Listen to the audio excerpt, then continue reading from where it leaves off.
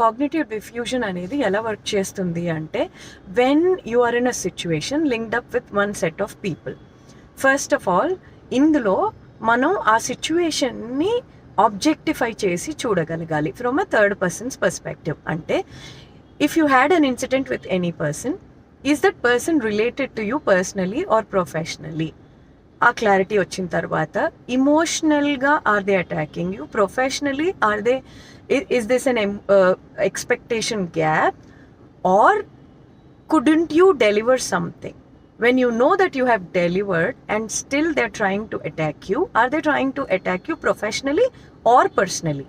Is it causing any emotional damage to you?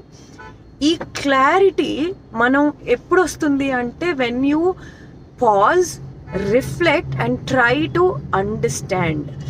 వాళ్ళ mentality మీకు ఒక ప్యాటర్న్ లాగా అర్థమైపోతుంది. కాబట్టి ఆ ప్యాటర్న్ ప్రకారం what are they trying to say, what message are they trying to give అని అర్థమైనప్పుడు చాలా క్లియర్గా, లేదు మన మంచి కోసం చెప్పారు సిచ్యువేషన్ 1, లేదు కావాలనే మనని అటాక్ చేస్తున్నారు out of insecurity or jealousy situation number 2, లేదు ప్రొఫెషనల్గా నేను ఇది డెలివర్ చెయ్యలేకపోయాను కాబట్టి దాట్ ఈస్ దేర్ ఎక్స్పెక్టేషన్. కాబట్టి ఎక్స్పెక్టేషన్లో కూడా మీరు చెయ్యగలిగింది ఎంత, ఓవర్ ఎక్స్పెక్టేషన్ ఎంత, ఈ మూడిటి ద్వారా మనకి ఈ విషయం అర్థమైపోయినప్పుడు ఎక్కడ ఫుల్ స్టాప్ పెట్టాలి, ఎక్కడ ఇన్సల్ట్ అనే ఒక లైన్ వస్తుంది, ఎక్కడ డిగ్నిటీకి ఫుల్ స్టాప్ పడుతుంది అర్థమైనప్పుడు అక్కడి నుంచి ఫుల్ స్టాప్ పెట్టాలా, సెంటెన్స్ కంటిన్యూ చేయాలా, ఇజ్ ఇట్ అ కామా, మీరు పాజ్ అయ్యి రిఫ్లెక్ట్ అయ్యి అక్కడికి ఆపి again you set boundaries and then you take it forward, is in your hands.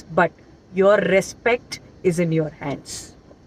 అలా ఆబ్జెక్టిఫై చేసి చూడగలిగినప్పుడు ఈ కాగ్నిటివ్ డిఫ్యూజన్ అనేది మనం ముందుకు ఎలా వెళ్ళాలి, ఎక్కడి వరకు వచ్చాము అనేది మన దృష్టికోణం నుంచి కాకుండా థర్డ్ పర్సన్ దృష్టికోణం నుంచి మనం ఆలోచించినప్పుడు ఫ్యాక్ట్స్ అండ్ ఫిగర్స్ ఇంకొకళ్ళు, అంటే as a counsellor guides you, మీకు మీకే అర్థమైపోతుంది అనమాట. ఇంక మనకు అర్థమైనప్పుడు నెక్స్ట్ స్టెప్ ఏంటి అని మనకు తెలిసిపోతుంది కదా.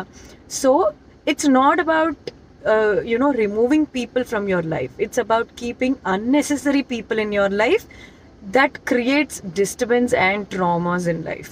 అలాంటి వాళ్ళకి వాళ్ళ ప్లేస్ ఎక్కడో చూయించి, ఆర్ ఇఫ్ రిక్వైర్డ్ ఇరేస్ చేసి మనం మాత్రం పీస్ఫుల్గా ముందుకెళ్ళిపోవాలి, rather than losing words, because words leave scars and that doesn't fetch anything for anyone. However, progress matters. So focus on progress, emotional detachment.